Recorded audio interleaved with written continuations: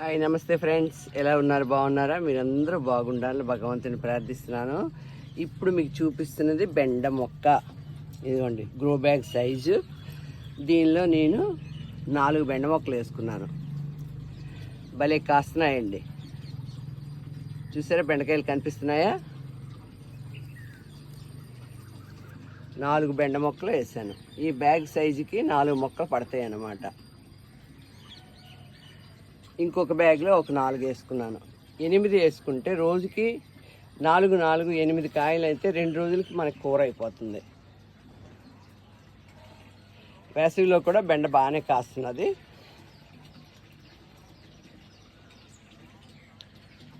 ఇదిగోండి, చక్కగా అందరూ కూడా ఇలాగ ఒక్క బ్యాగ్లో 4 మొక్కలు వేసుకున్నా సరే మీ ఇంటికి సరిపోతుంది కూర. 4 ఉన్న కుటుంబానికి అయితే 4 రోజులు కాయలు సరిపోతాయి. 2 ఉన్న కుటుంబానికి అయితే 2 రోజులు కాయలు సరిపోతాయి. గ్రో బ్యాగ్ సైజ్ చూశారు కదా.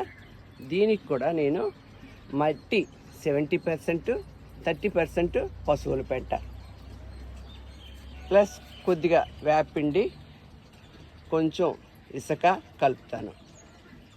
కోకోఫిట్ నేను చాలా తక్కువ వాడతానండి, నీరు నిలవ ఉండిపోతుంది కదా అని.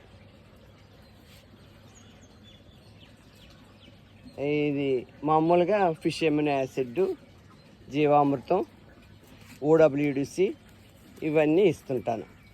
నా కిచెన్ వేస్ట్ని కూడా వాడతాను. చూడండి, మీకు మట్టి చూపిస్తాను. మట్టి చూడండి ఎంత లూజు సాయిల్ ఎలాగుందో. సాయిల్ ఎప్పుడు మనకు అలాగ ఉంటే గ్రోత్ బాగుంటుంది, ఈల్డ్ కూడా బాగా వస్తుంది. ఇందులోని ఫస్ట్ కాయని ఎప్పుడు మీరు సీడ్కి ఉంచుకున్నారంటే మన సీడ్ మనకే సరిపోతుంది.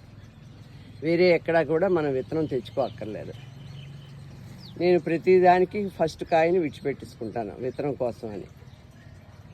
ఓకే ఫ్రెండ్స్, ఈ వీడియో కనుక నచ్చితే లైక్ చేయండి, షేర్ చేయండి, సబ్స్క్రైబ్ చేసుకొని మీరందరూ కూడా బెండ మొక్కలు పెంచి మీ ఆరోగ్యాన్ని కాపాడుకోండి.